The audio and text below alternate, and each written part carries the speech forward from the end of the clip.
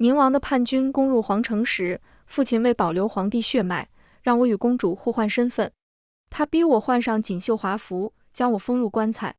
女儿，忠君死节是你的本分。1个时辰后，棺材盖被人掀开，我喘着粗气坐起。宁王走进殿中，你是沈婉的女儿？宣阳公主。沈婉便是公主生母，我那早逝的姑姑。宁王抬起我的头，你和你母亲长得一模一样。次日，宫中传出消息，新皇找回了亲生女儿。大家好，欢迎收看达达听书。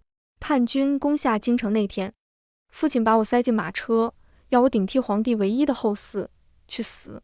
我扒着车帘哭喊母亲，母亲却在院子里点起火炉，烧毁一切能证明我身份的物件。她口中念念叨叨，保佑公主殿下平安回家。我毫无反抗之力，就这样跌跌撞撞地被载入宫墙。皇帝和后宫妃嫔都已经轰了，只剩公主在寝殿内哭泣。一口硕大的金丝楠木棺就摆在殿中央，小太监端着毒酒劝他，殿下，反贼就要打进来了，抓紧上路吧。公主推开小太监，我不喝。反贼打进皇宫，必要奸淫掳掠，那可不是说着玩的，您就别耍脾气了。父亲急步上前，挡住小太监，放肆，不得伤害公主。小太监跺脚，太医令大人，您还有别的办法不成？父亲薅着我的头发，将我推到棺材上。我女儿与公主殿下是表姐妹，两人体态容貌有8分相似，且叫他2人换了身份，从此殿下便是我神父女儿。父亲说到这里，抱拳向皇庭拜了拜。我舍了性命，也要帮陛下保存血脉。小太监抹了把眼泪，赞叹道：太医令大人一片赤诚，小人佩服。公主直扑进他怀里，谢谢舅舅。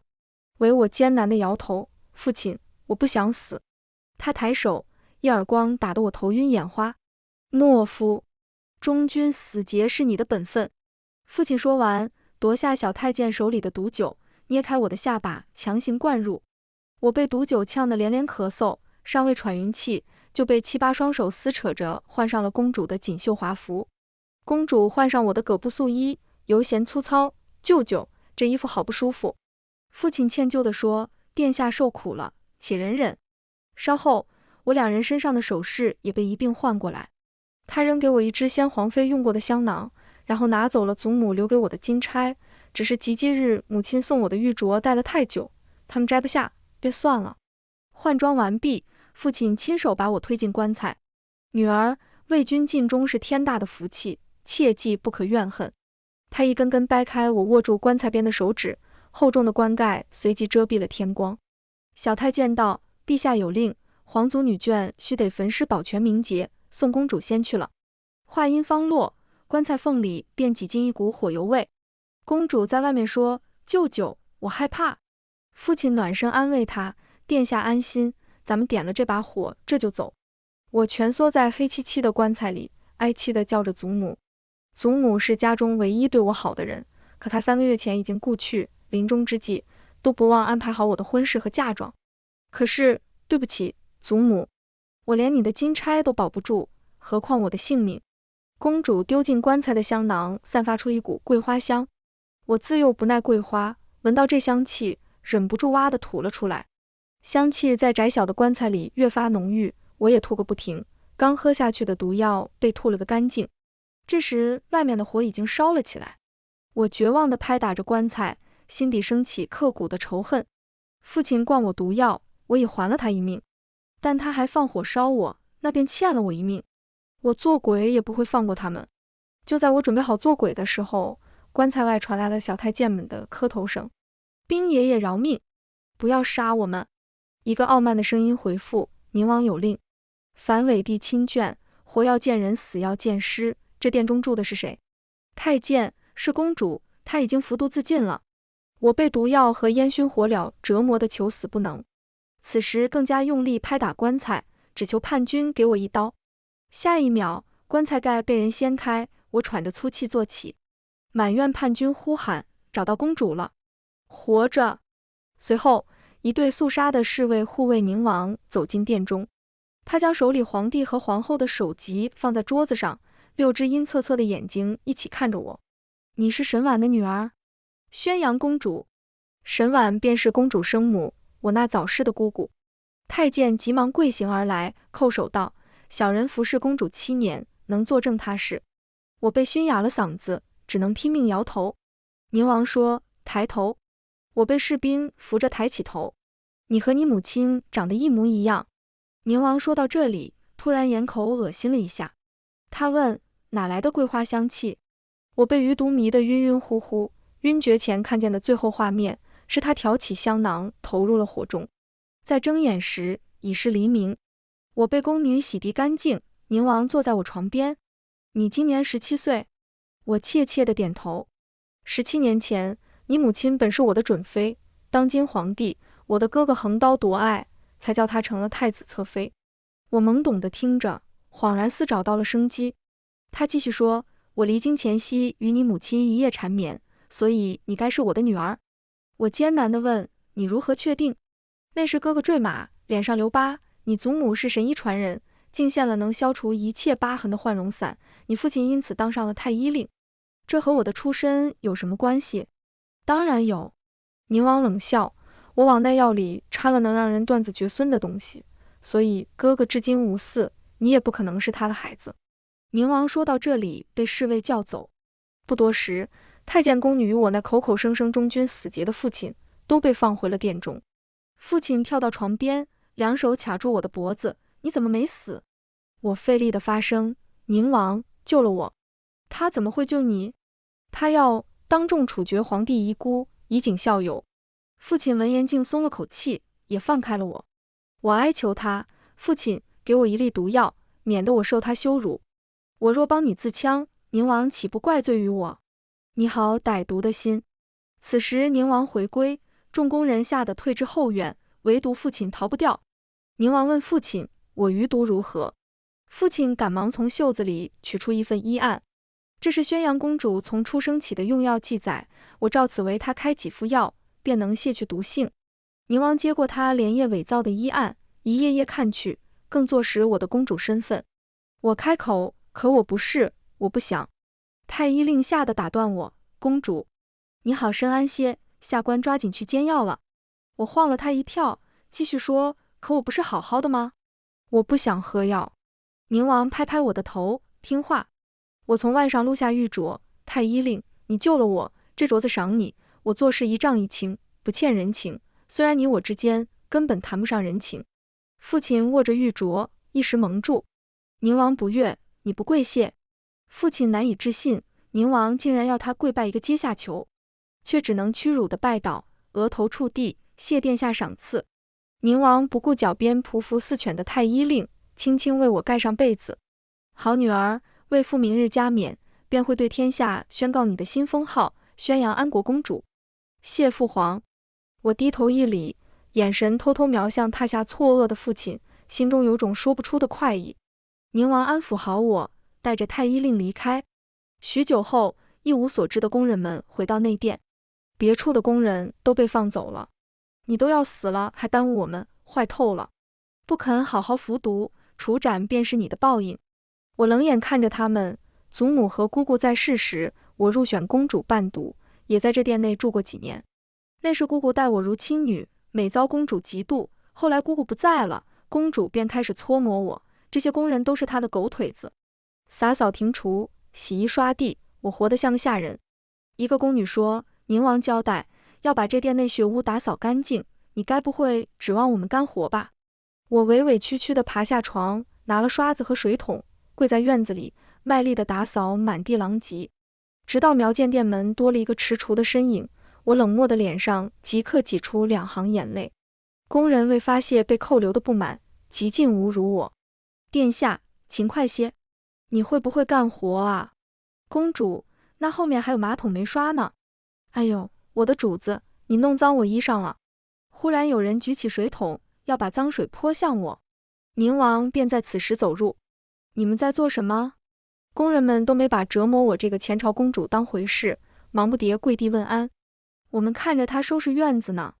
宁王笑得森寒，公主干这些苦活。工人们眼神游离，只怕她发现我是假货。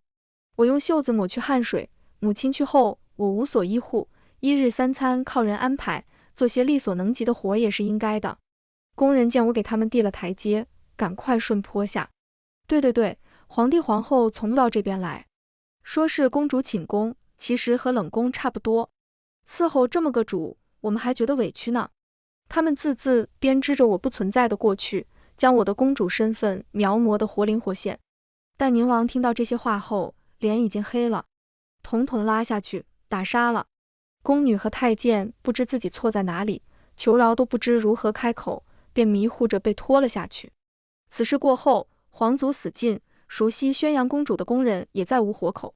我在新调派来的宫女服侍下，换上了昂贵的公主服制，从此刻起，我就是真正的公主了。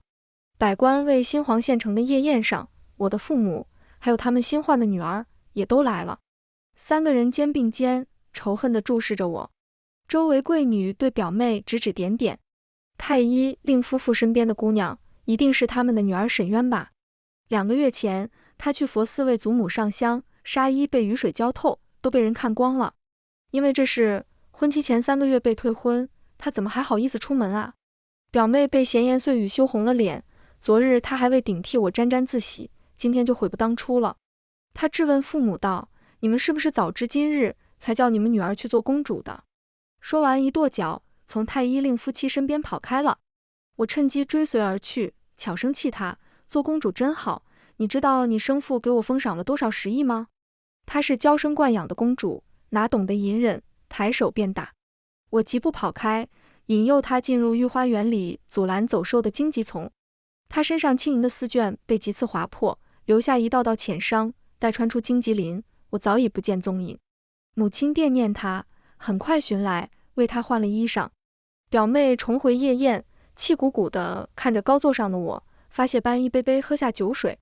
宁王便在此时宣布，从今日起，宣阳改封号为宣阳安国公主，本王只此一女，便一同亲王，百官6部，不得轻慢。我起身扶礼而臣谢过父皇。百官与亲眷，包括我那生身父母，此刻一同山呼，叩见宣阳安国公主。万众低垂的人头里，唯有表妹站得笔直。宁王脸色冷下来：“你为何不拜？”表妹忍无可忍，大声自报：“父皇明鉴，我才是宣阳，她只是太医令的女儿。”此言一出，太医令夫妇脸色惨白。今日不管宣阳能不能找回身份，他2人的欺君之罪都逃不掉了。宣阳却不在乎他们死活，一口气说完了昨夜互换身份的事情。父皇，你叫我宫中侍女太监出来，他们都能为我作证。我不动声色地勾起嘴角，可惜他们昨天刚为我证明完身份，就都投胎去了。宁王看着他与我相似的脸，忽然也有些踟蹰。他问：“那些工人都死了，你可还有别的证据？”表妹指着我骂道：“沈渊，你好狠的心，居然把他们都杀了。”我还有，他什么都没有，一切能证明我身份的物件都被母亲烧掉了。此事攸关公主性命，她一定不会留下任何马脚。可我等着看她的笑话时，母亲却开口了：“臣妇能为公主证明，那高座上的确实是臣妇的亲生女儿。”我骇然，其实只要母亲说表妹疯了，就能保住我们4人，但她宁愿担下欺君之罪，也要用9族换得表妹荣华富贵。宁王看看我，又看看母亲，细说来听。沈渊上个月因失贞被退婚，我恨其不争，打了他，他身上的鞭伤便是证明。我闻言攥紧衣襟，惶恐后仰，笨重的檀木椅在砖石上擦出刺耳的锐鸣。众人一时安静，都质疑地盯着我。母亲则拉上表妹，跪行到御坐下。昔年您找臣妇帮忙，曾许诺臣妇一个请求，今日臣妇便请您核验她的身份。表妹也抬手指向我，眼中满是狠辣。父皇，你快扒了她的衣裳，让大家看看她到底是谁。我被他们吓得站起，转身跪向宁王，泪眼朦胧地拉住龙袍。父皇，我堂堂一国公主，怎么能被奴才几句话脱了衣裳？我哽咽反问：舅母、表姐，我不知你们为何这般胡闹，但若你们说谎，又该怎样？母亲豪言：臣妇愿以全家性命担保。宁王绷着脸，缓缓开口：陈国夫人、许国夫人，公主衣服脏了，烦请2位带公主到内殿更衣。两位一品诰命夫人应声从席间起身，将我强行搀起，半拖半扶地带入后方内殿。待殿门合拢，我立刻褪去了脸上的苦相，推开命妇和婢女。我自己来。我当着10几位女眷的面，不疾不徐地解开了金带，绫罗坠地。我问：看清了吗？稍请。我换了一套新衣，又做出满脸怯懦不安的模样，跟着女眷们回归宫宴。母亲和表妹还跪在御座下，见我神情，自以为得逞，脸上的笑藏都藏不住。陛下，孽女胆大妄为，任您处置，但请您饶过神府。两位夫人扫了母亲一眼，向宁王府里。公主玉体安康，并无伤痕。宁王发怒，猛拍扶手，吓得母亲和表妹抱成一团。母亲不可思议地摇头，不可能。我柔柔弱弱地抹着眼泪。父皇，一个6品官的妻女随便说句话，便把我贬成个玩意儿，要脱便脱，要穿便穿，女儿颜面扫地，无脸苟活了，求父皇赐我一死吧。宁王心疼地揽过我，休要胡言，为父杀了他们便是。就在宁王即将下旨时，太医令忽然从人群中站了出来。陛下，休要被他蒙蔽，他必定是用了祖母给他嫁妆里的换容散，偷偷治好鞭伤。听见这话，刚刚拿定主意的宁王又迟疑了，他毕竟是见过换容散疗效的。我冷笑一声，与3人怒目相对。恶奴，你等自知女儿名声尽毁，便想贪图我的公主身份，真是胆大包天。母亲气急，沈渊，你怎敢颠倒黑白？我哼笑，沈氏，你方才说对妻女动过家法，可是在欺瞒陛下？母亲连忙对宁王叩首，臣妇不敢，臣妇的确惩戒过孽女。承认就好。我抬手一指表妹，本宫已受此辱，安能叫她逃过？来人，给我扒了她的衣裳，看看有没有鞭伤。宁王闭口不言，便是默许。宫女们对待一个6品官的女儿，便没那么多规矩了，无需入后殿更衣，直接在女眷席后拉起帷幔，令她换下衣裳。表妹几曾受过这种折辱，哭得伤心欲绝，但宫女毫不怜惜，只扯得她发髻散乱。我走下高座，来到帷幔后，淡漠俯视着她。稍请。宫女发出惊呼，确有伤痕，她是沈渊无疑。此言一出，那些按捺不住好奇心的女眷纷纷挤进了帷幔，于是百10人都看见了表妹身上的血痕，纵横交错，几乎没有一块好皮，真如被鞭打过一般。我暗中发笑，她是金尊玉贵的公主，连穿格布衣裳都嫌粗糙，刚才穿过荆棘丛时，嫩豆腐一样的皮肤便被划伤了。再加上她喝了好多酒，酒浆活血触发，令划伤难以愈合，还会肿胀流血，自然形如鞭伤。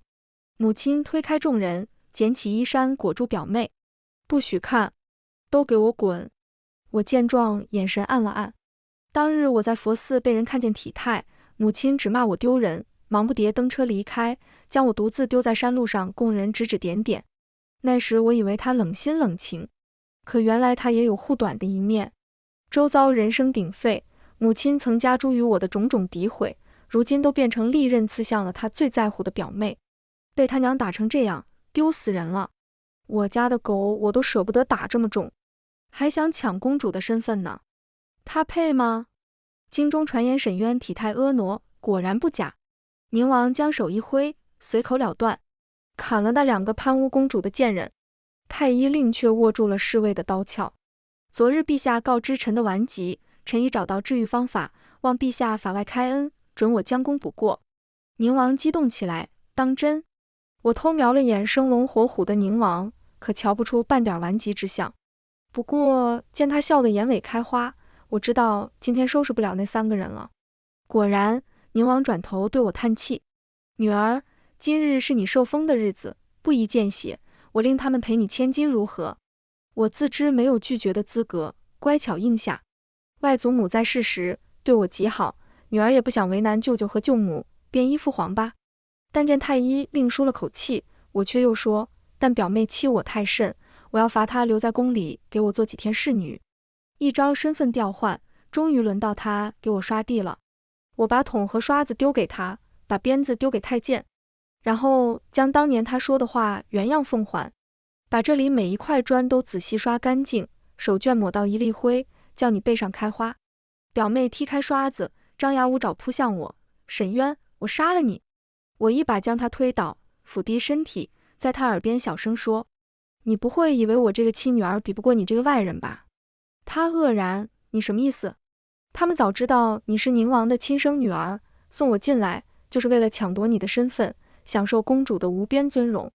表妹撑着手臂寸寸后挪，仿佛被我几句话吓坏了。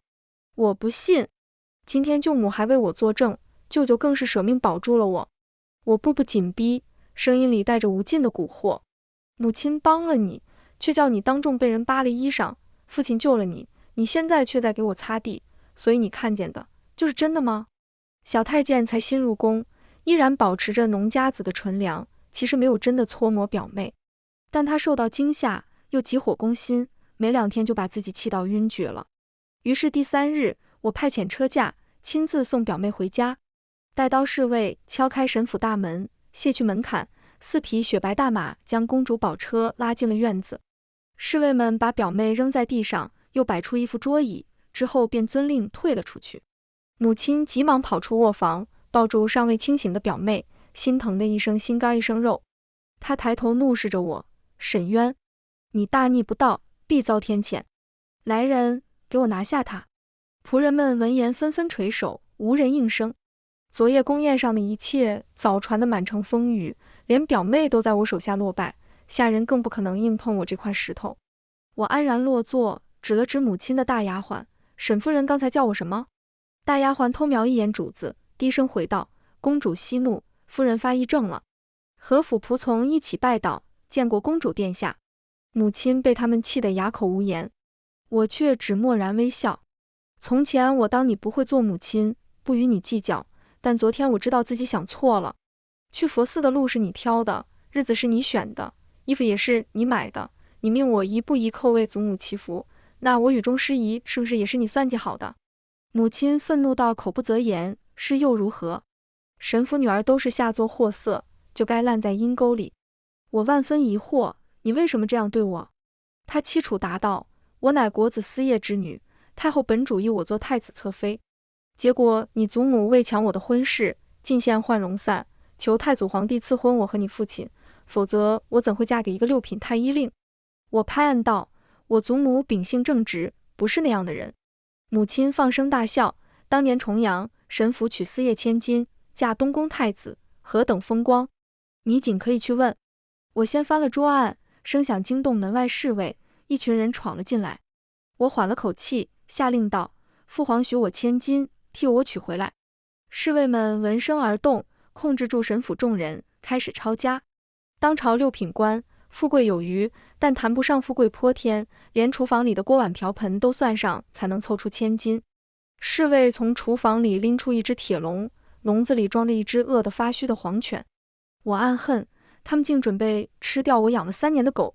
我刻意不去看小狗，趁乱溜进父亲书房。合上门，我快速翻阅他近些天的医案，最终在装废纸的大瓷瓶里找到了带有宁王名字的废纸。看着纸上的病症详述，我不禁手指颤抖，一个不可思议的真相跃然眼前。片刻后，门外传来一阵急切的脚步声。我赶快把废纸扔回瓷瓶，翻出书房后窗。几乎就在我逃走的同时，太医令和宁王一起走进了书房。我理了理衣衫和鬓发，绕回书房前门。宁王看见我，笑说：宣阳，胡闹！父皇，您金口玉言，答应他们赔我千金，可不能反悔。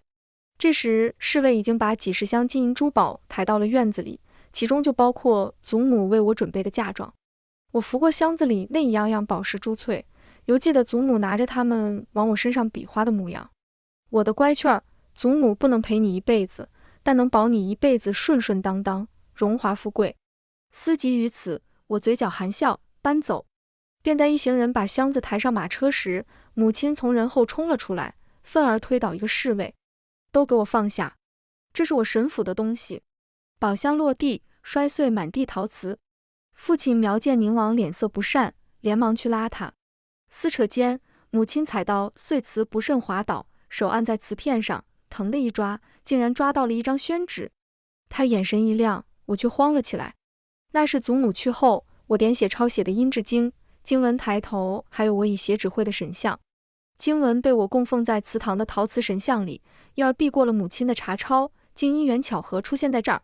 母亲展开经卷，急切地大叫：陛下，这是沈渊手写的经文，上面有他的手印，您可以叫他当场验证。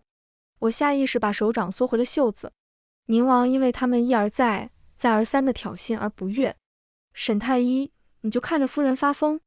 太医令自知不能再逼我自证，脑筋一转，竟去打开了装狗的笼子。饿了好几天的小狗顿脱樊笼，立刻不管不顾地扑向我，哼哼唧唧诉说着委屈。太医令双膝跪倒，神情近乎悲怆。陛下，这是沈渊养的狗，自然认得主人。畜生不会说谎，他真是沈渊。我拉住宁王，流下半真半假的眼泪。父皇，昨天您为一个奴才让我当众更衣，今天您又要为一条畜生让我当众自证吗？宁王一时心软，便要放弃了。谁料母亲突然拖来了晕厥的表妹。宣阳殿下的指印不符经文上的印记，他绝不是沈渊。母亲说着，便握着表妹的手按向卷轴上的掌印。我脚下的小犬看见表妹，忽然呲起牙，凶恶地汪了一声。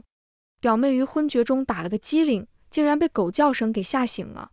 她尖叫一声，甩开母亲，顺手抓起经文丢进了旁边的鱼池。太医令想也不想，便跳下鱼池，分秒间拾起了经卷，但血书沾水，立刻糊成一片，哪还能看出什么掌纹指印？他再也忍不住，呵斥表妹：你要毁了自己吗？表妹则满脸怒容，一一指点过父母和我。我都知道了，你们三个是一伙的，如今必是想出新法子害我，我才不会上你们的当。我暗中舒了口气，天助我也。太医令手托经卷，气到声音打颤：你糊涂啊！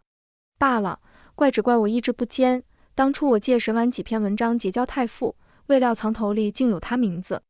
我知他下作，没想到他接下来的话更下作。他因此名满京城，得了先帝青睐，我却沦为窃书贼。我不耻他败坏兄长名声，命他自缢，谁料母亲竟以死相逼。太医令回忆起这段往事，恨得直咬牙。若我狠下心，不受母亲胁迫，沈婉便不会害得陛下兄弟戏强，更不会令我沈家遭此横祸。表妹恼了，蹦过去扯他的嘴：你不许胡说！我偷偷看向宁王，即便太医令如此诋毁沈婉，他脸上也没有一丝不悦。想到书房里看见的废案，我心中猜测更进一分，是为分开打斗的两人，将他们一一制服。宁王阴恻恻地说：大胆奴才，三番五次招惹公主，实在不把我放在眼里。太医令磕头如捣蒜：陛下，臣已准备好了您的医治方法。见宁王又开始犹豫，我选择主动退让。若他能救父皇，女儿受些委屈也没什么。我俯身抱起小狗，走到表妹面前，伸手摘了她的金钗，用钗尾点了点她的额头。这人头暂借你们几天，如若治不好父皇，我必要你们伏诛。好宣扬！宁王赞许地对我点头，又看向太医令：沈太医，妻女性命全系于你，去看看你为朕编制的医案吧。我庆幸又度过一劫，辞别宁王，准备离开。此时府外却传来喧哗声，士兵来报，西北节度使之子周怀拜访太医令。我心头忽地一紧，这位周怀便是祖母为我定下的夫婿。周怀的父亲还是中郎将时，给我祖母相救，定下两家婚事。谁想后来周家时运发达，竟官至节度使。宁王无意与封疆大吏结仇，当即请周怀入内。气宇轩昂的男子携众而来，一行人皆有奔劳疲态。周怀扫了眼院内情形，走向宁王，一番客套后，他说出了目的：陛下，末将远行而来，有一事必须问沈大人。宁王让人松开了太医令。周怀从袖中取出一封信，晃了晃。半月前，我接到沈家书信，说沈渊另有心上人，想取消婚约，此事重大，我来当面说清。话毕，他扭头直直地看向我。太医令夫妇苍白的脸上重新浮现血色，他们伸长脖子，期盼着周怀能认出我。随着他一步步走近，我的心震若擂鼓，却只能侥幸安慰自己，不过就是童年时，他陪父亲在神府养过几个月病，而今10年已逝，他怎么可能还认得我？犹记那时下人陪我们捉迷藏，周怀每次找到我，我就闭上眼睛不去看他。祖母笑我一叶障目，但他也真的会假装没有看见我。此刻他已经来到了我的面前，我再次悄然闭上眼睛。脚步声停住，周怀扭头问：沈大人，能否请令千金出面一叙？太医令瞠目结舌地指着他：你分明认出他来了，怎地又问我要人？周怀茫然摊手：沈小姐也在此处吗？太医令被他装糊涂的样子气红了脸。你面前的难道不是沈渊？周怀叹了口气，向我抱拳居礼。这位小姐气度非凡，面相贵不可言，真有龙凤之相，在下虽眼拙，也不敢冒认她做沈渊。宁王被他一番话哄得服帖，哈哈大笑。这是朕的女儿，宣阳安国公主。周怀恍然大悟，原来是金枝玉叶，何该如此？眼见太医令还要说话，宁王冷冷开口：你治病用不上嘴，再敢攀污公主，我拔了你全家舌头。那3个人咬紧牙关，一个字也不敢说了。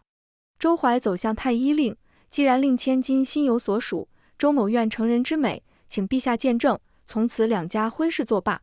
宁王还要在神府细听自己的医治流程。我和周怀便拜别离去。一路同行，他骑马跟在我的车架旁。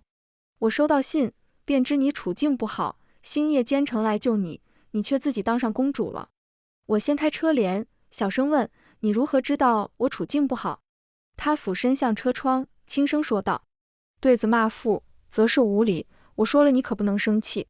你祖母早对我父亲交了底，太子夺亲后，你母亲设计沈婉与宁王七夕私会，还留下证据准备告御状，届时沈府必将满门抄斩。我恍然，这就是母亲说的她帮过宁王。但你祖母抢先求了赐婚，把你母亲也捆在沈府这条船上，她便不敢造次了。我冷笑，他2人一个歹毒，一个阴狠，倒是般配。这虎狼窝太危险，你跟我回西北吧。我摇头，我还有笔账没算呢。2日后，太医令正式为宁王治疗。太医令的妻女被关在侧殿，只待宁王出了任何意外，便要2人陪葬。幸而治疗很是顺利，1个时辰后，太医令收了针砭，回到侧殿，等待宁王从麻沸散中苏醒。这时我走了进去，拿出了太医令连夜为我编纂的医案。我一直不明白自己侧腹伤疤的来历，直到看见这份医案，才知道我未满月就害了温诊，这是诊疤。太医令不明所以，那又如何？医档记载，10年温诊灭于重阳后7个月，按月份，我还该在母亲肚子里呢。父母同时怔住，2人转眼换上狠色。看来你已经猜到真相了。我点头，沈婉七夕怀了宁王之女，唯有她的月份与我相合。她带着2月身孕入宫，如何瞒得过去？我只能秘密安排她生产，偷偷带走孩子，令她仍装作怀孕，2月后再演一场戏，把我刚出生的女儿送与她充数。表妹在旁听得目瞪口呆。我对她说：你无需嫉妒，先皇妃待我如亲女，因为我本就是她的女儿。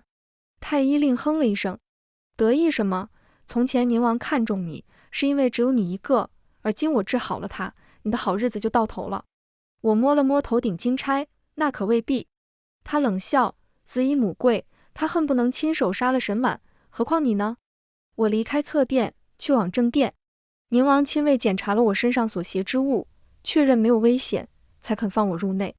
我坐在宁王榻边，摘下头顶金钗，捏动钗头蝶翼，从钗尾拔出3寸蛇形铁刃，鞘内则盛满了桂花。